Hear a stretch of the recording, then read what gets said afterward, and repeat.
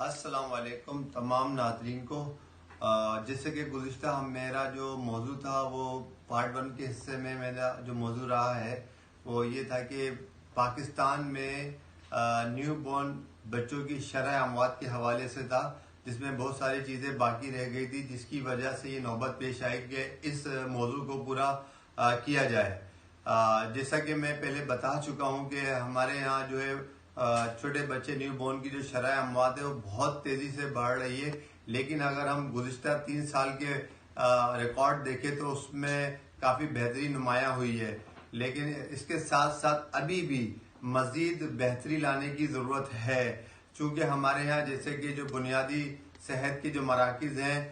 پاکستان کی rural areas میں اور اس کے ساتھ ساتھ پاکستان کے اربن ایریاز میں جو بڑے شہر ہیں، کراچی ہے، حیدرآباد ہے، لاہور ہے، پشاور ہے، کوئٹہ ہے، اس کے ساتھ ساتھ چونکہ پاکستان کا 60% حصہ جو ہے وہ دیہی علاقوں پہ محیط ہے اور 40% حصہ جو ہے وہ شہری علاقوں پہ محیط ہے، اور ایک اس کی وجہ سے جو رورل ایریاز کے اندر لوگوں کا جو رجحان عام پایا جاتا ہے، وہاں پہ جو بنیادی صحت کی جو فراہمی ہے اور اس کو یقینی نہیں بنایا جا رہا، جس کی وجہ سے لوگوں میں ایک غیر یقینی کی صورتحال پائی جاتی ہے۔ اس وجہ سے وہ اپنی زچہ عورت کو وہاں پہ نہیں لے کے جاتے تاکہ وہاں پہ سیف اور ایکسپیرینس ہیلتھ کیئر پروفیشنل کے ہاتھوں ان کی ڈیلیوری ہو۔ اور اس کے ساتھ ساتھ میں اگر پیشنٹ اگر سیدر کی طرف جاتا ہے تو اس کے لیے بھی جو ہے بنیادی جو سہولیات ہے ہیلتھ سیکٹر کے، پورا جو تھیٹر ہوتا ہے اس کے اندر جو ہے جراحی کے آلات ہیں اور ان کی اسٹرلائزیشن کا جو میتھڈ ہے وہ پورا انٹرنیشنل اسٹینڈرڈ کے مطابق نہیں ہے۔ اس کی وجہ سے بھی ایک بہت بڑا طبقہ جو ہے وہاں جانے سے جو ہے وہ قاصر ہے، اور اس کی ایک بڑی وجہ یہ بھی ہے کہ ہمارے پاکستان میں جو شرح خواندگی کی شرح جو ہے بہت کم ہے اور شرح ناخواندگی بہت زیادہ ہے، اور لوگ جو ہے وہ گھبراتے ہیں ہسپتالوں میں جاتے ہوئے کہ نارمل ڈیلیوری ہے اس کو سیزر کی طرف ڈاکٹرز لے جائیں گے، اور اس طرح سے بھی بہت سارے ایسے لوگ شامل ہیں ہیلتھ کیئر سیکٹر کے اندر کہ نارمل ڈیلیوری جو قدرتی عمل سے کو فیس کر رہی ہوتی ہے، اور ایک اللہ تعالیٰ کے میکینزم کی وجہ سے بچہ خود بخود اسپونٹینیسلی یا خود بخود آ رہا ہوتا ہے اور اس کو جو ہے وہ سیزر کی طرف لے جاتے ہیں۔ لیکن بعض جگہوں پہ ایسا بھی ہے کہ انڈیکیشن بن جاتی ہے کہ جیسے کہ بچہ جو ہے وہ اس کی پوزیشن ٹھیک نہیں ہے، جو اول نال ہے اس کی پوزیشن ٹھیک نہیں ہے، اور دوران زچگی جو ہے ہائی بلڈ پریشر ہو جائے اور ہائی بلڈ پریشر کی وجہ سے جھٹکے میں چلے جائے، اور بہت سارا ہے کہ بچے کی جو ہارٹ بیٹ ہے وہ کم ہو جائے اور ڈیورنگ زچگی بھی جو ہے وہ اسی کیفیت میں جو ہے بچوں کی شرح اموات جو ہے بڑھ جاتی ہے، جبکہ زچہ جو ہے وہ بہت سارے امراض میں سفر کر جائے ڈیورنگ پریگنینسی یا پہلے سے وہ بہت سارے امراض میں مبتلا، جیسے کہ ٹی بی کی مریضہ ہے یا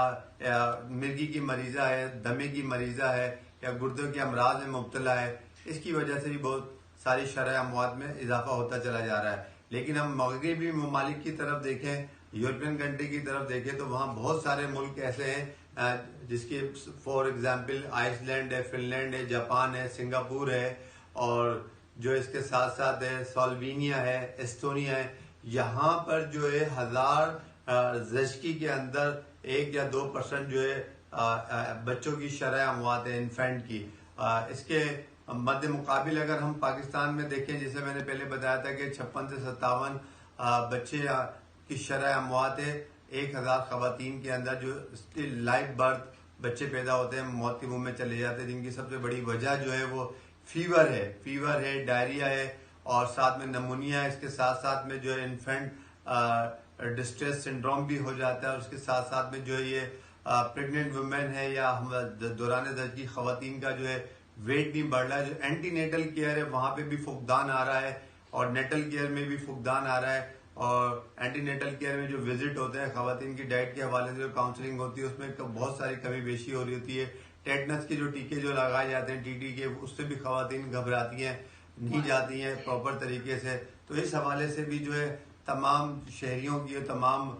فیملی ممبرز کی ذمہ داری بنتی ہے کہ وہ ایسی فیملی جو دیکھ رہے ہیں کہ گھر میں ڈومیسٹک ڈیلیوری کرا رہے ہیں، گھروں میں پیدائش کا عمل ہو رہا ہے، اس کو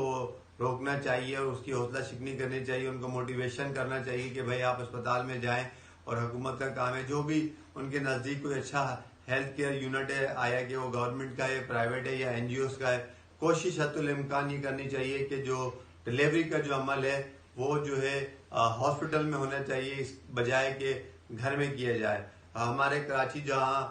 اس کی جو آبادی لگ بھگ 4 کروڑ سے زیادہ تجاوز کر گئی، یہاں پر بھی لاکھوں میں ایسے طبقات موجود ہیں، ایسے گروہ موجود ہیں جو کہ ڈلیوری جو ہے اسپتال میں کرانے کے بجائے وہ جو ہے گھروں میں ترجیح دیتے ہیں۔ اور آپ کو پتہ ہے کہ گھروں میں بہت ساری اسٹرلائزیشن نہیں ہوتی، جراثیم بہت سارے ہوتے ہیں، اور جو دایا ہوتی ہے ان کو کچھ پتہ نہیں ہوتا، پڑھی لکھی نہیں ہوتی، چونکہ ان کے نسل در نسل خاندان جو ہے وہ پیدائش کرتی چلی آتی ہے، وہ فوقیت دیتے ہیں کہ اسی سے ہم اپنے بچے کی ڈلیوری کرائیں، اور ان کو نہیں معلوم ہوتا ہے کہ ڈلیوری کے دوران بچے کی جو ہے اس کی ڈیٹیچمنٹ کرنا اور ساری اسٹرلائزیشن کا خیال رکھنا، اور اس کی وجہ سے بھی بہت سارے بچوں کو جو ہے ارلی سیپسس کے اندر چلے جاتے ہیں، زہر پھیل جاتا ہے بچے کے اندر اور بچے موت کے منہ میں چلے جاتے ہیں۔ تو ہم سب کو چاہیے کہ ایسے فیملی یا ایسے لوگ یا ایسی قبیلہ یا گروہ جو اس طرح کا عمل کر رہے ہیں، گھر میں ڈلیوری کو کرانے کو ترجیح دیتے ہیں، کہ ان کو موٹیویشن کرنے کی بھی ضرورت ہے، ان کو سمجھانے کی بھی ضرورت ہے، ہر فرد کی، ہیلتھ کیئر سیکٹرز کی بھی، پڑوسی کی بھی، سب کو چاہیے کہ ایسے لوگوں کی حوصلہ شکنی کرنی چاہیے، حوصلہ افزائی کے بجائے ان کو جو ہے ان کو ترغیب دینے چاہیے کہ وہ اسپتال میں جائیں اور اس عمل سے دوچار ہوں جو کہ سیف ہے۔ لیکن ہماری حکومت بھی کوشش کر رہی ہے کہ ہیلتھ کیئر سیکٹرز کو جو ہے وہ بنیادی جو صحت کے اصولوں کے مطابق اور ویل ایکوپ کیا جائے، خاص طور پہ جو زچگی کا جو شعبہ ہے، گائنی کا جو شعبہ ہے اس کو، اور جو تھیٹر ہے ہمارے، وہ انٹرنیشنل اسٹینڈرڈ کے مطابق کیے جائیں۔ اور امید کرتا ہوں کہ یہ ویڈیو آپ کو بقیہ جو پارٹ 2 کا حصہ تھا بچوں کی شرح اموات کے حوالے سے پسند آئی ہوگی۔ اگر پسند آئی ہے تو میرے چینل کو سبسکرائب کیجیے گا، ویڈیو کو لائک کیجیے گا، اور اس کو ضرور آگے شیئر کیجیے گا تاکہ تمام لوگوں کے اندر آگاہی آئے، شعور آئے اس حوالے سے۔ جب تک کے لیے ڈاکٹر محمود کو دیجیے، اللہ حافظ۔